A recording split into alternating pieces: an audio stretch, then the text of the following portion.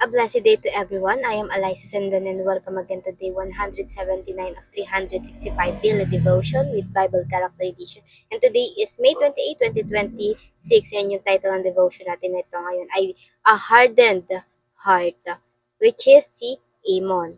Or siya nga po yung anak ni Manase, isa sa pinakamasamang hari ng Judah, but eto, kahit siya yung pinakamasamang hari, nagkaroon siya ng repentance, nagsisi siya at nagpakumbaba sa Diyos. Pero itong si Amon ay hindi. So for our scripture for today, ito mababasa natin sa Second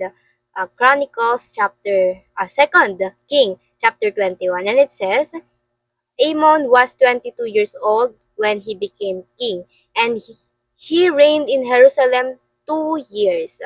He did what was evil in the Lord's eyes, just as his father Manasseh had done. Now, para naman sa ating katuruan, number 1, Amon did not humble himself before God. Hindi siya nagpakumbaba sa harapan ng Diyos, hindi katulad ng kanyang amang si Manasseh. He did what was evil in the Lord's sight, just as his father Manasseh had done. He worshipped and sacrificed to all idols his father had made. But unlike his father, he did not humble himself before the Lord. Instead, Amon sinned even more. Tuloy-tuloy lang yung pagkakasala niya. Then verse 24, it says, Then Amon own's official conspired against him and assassinated him in his palace. But the people of the land killed all those who had conspired against King Amon, and they made his son Josiah the next king. So sa lahat ng mamanahin ni Amon sa kanyang ama, yun pa nga yung kasamaan nito at hindi yung repentant heart. And now for second teaching na Amon refused to repent, leading to his own downfall. He refused to repent and continue the sin started by his father.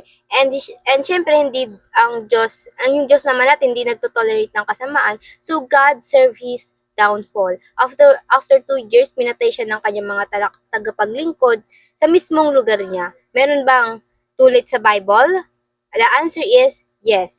In the time of Josiah, kahit nagkaroon ng reformation, God continue his judgment. Kaya nga, ang the best practice natin is be quick to repent at huwag na natin antayin na hatulan pa tayo ng Diyos bago tayo magsisi. And pangatlo, Amon is an example of a hardened heart. Di siya nagpakumbaba, tinigisan niya ng tinigisan yung puso niya. Pero dito nga sa Proverbs, sabi dito, Proverbs 28 verse 14, it says, Mapalad ang tao na sa Panginoon ay natatakot tuwina o palagi. Ngunit siya nagmamatigas ng kanyang puso ay mahuhulog sa sakuna. Sa Romans 2 verse 5 naman, ngunit ayon sa iyong katigasan at pusong di nagsisisi ay nagtitipon ka pa para sa iyong sarili ng puot sa araw ng kapuotan at pagpapahayag ng matuwid na paghuhukom ng Diyos. So, meaning, yung puot na kinikimkim mo, yung hindi mo binibigay sa Diyos ay siyang magagamit sa iyo din ng Diyos sa araw ng paghatol. Kaya it's better to forgive and to repent. And sabi naman dito sa Hebrews, ito yung pinakamagandang sagot. Ngayon, kung narinig ninyo ang kanyang tinig, huwag ninyong papagmatigasin ang inyong mga puso. Kung tayo nakakarinig ng the word of God, tayo'y magsisi na. Kasi ito na yung chance binibigyan na tayo ng chance ng Lord. And now, para naman sa ating application, do not grieve the Holy Spirit. Submit as soon as He convicts you. Dito nga sa Ephesians 4 verse 30, sabi, at huwag ninyong pighatiin ang Espiritu Santo ng Diyos na sa pamamagitan niya kayo tinatakan para sa araw ng pagtubos. Meaning yung pighatiin ay saktan yung Holy Spirit. Huwag natin saktan yung Holy Spirit natin sa pagsuway at pagbulag-bulagan sa kanyang pagsuway at sa pananatili sa makasalanang pamumuhay. Dahil ang Holy Spirit sa atin ay nananahan. And pangalawa, do not continue in a sinful lifestyle until it is too late.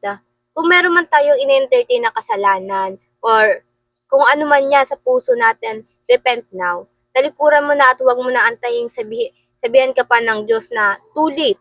Kahit na nagrepent ka na, sabihin pa ng Diyos sa'yo, too late. Do not wait for the consequence. And pangatlo, do not harden your heart. Otherwise, it will become callous. So si Amon, because he exposed his heart sa kasalanan, mas lalong naging manhid siya sa pagtatama ng Diyos sa kanya. Lalo na sa tinig ng Holy Spirit. Again, sabi sa Hebrews 4 verse 7, ngayon, kung naririnig nyo ang kanyang tinig, huwag nyong pagpapamatigasin ang inyong mga puso. And now, para naman sa ating reflection, why is it important to respond to the Holy Spirit conviction? And ayun lamang po for our devotion. Before we finally end, let's have a short closing prayer. And let's pray. Heavenly Father, thank you for your mercy, for the forgiveness you gave to us, Lord God, for the words, Lord God, na binigay mo sa amin sa pagtatama sa aming Panginoon, for rebuking us from our thoughts, Lord God. Lord, help us to walk with you, to walk in faith, Lord God, na Panginoon, na lumakad kami sa daang tinatahak din ni Jesus Christ. Lord God, ikaw nawa ang siyang gumabay sa amin. Magliwanag ka sa aming buhay at madakila ng bawat tao, Lord God. Lord, we ask you for the forgiveness, Lord God, and sa pagtutuwid pa, Panginoon, sa aming mga baluktot na gawain, Panginoon. Patawarin niyo kami, Panginoon, sapagkat kami nagkakasala. Ayun lamang po, in Jesus' name we prayed.